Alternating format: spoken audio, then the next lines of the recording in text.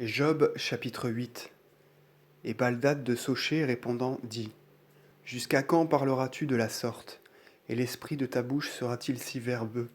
Dieu est-il un juge prévaricateur? Le Créateur de toutes choses torture-t-il l'équité? Si tes fils ont péché devant lui, il a de sa main réprimé leur dérèglement. Commence donc dès l'aurore à prier le Dieu Tout-Puissant. Si tu es pur et sincère, il exaucera ta prière, et il te restituera la demeure de la justice. Ta prospérité première sera petite en comparaison de la dernière. Informe-toi de la première génération, remonte pas à pas jusqu'à nos pères.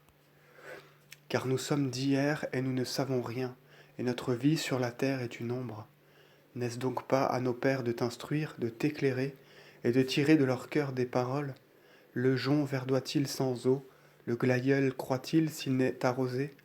Il se tient aujourd'hui sur sa racine, et ne sera pas fauché. Mais avant que toute haute herbe tombe sous la faux, n'est-il pas desséché?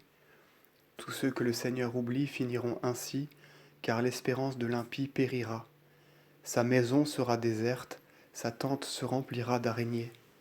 Il étayera sa maison, mais elle ne sera pas solide.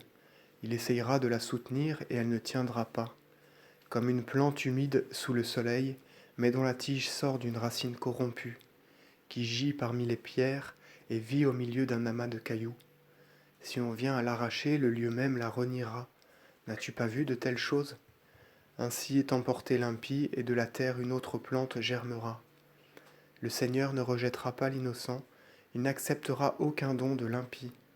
Il mettra le sourire sur les lèvres de l'homme sincère, et leur bouche sera remplie de ses louanges. Leurs ennemis seront couverts de honte, et la demeure de l'impie périra.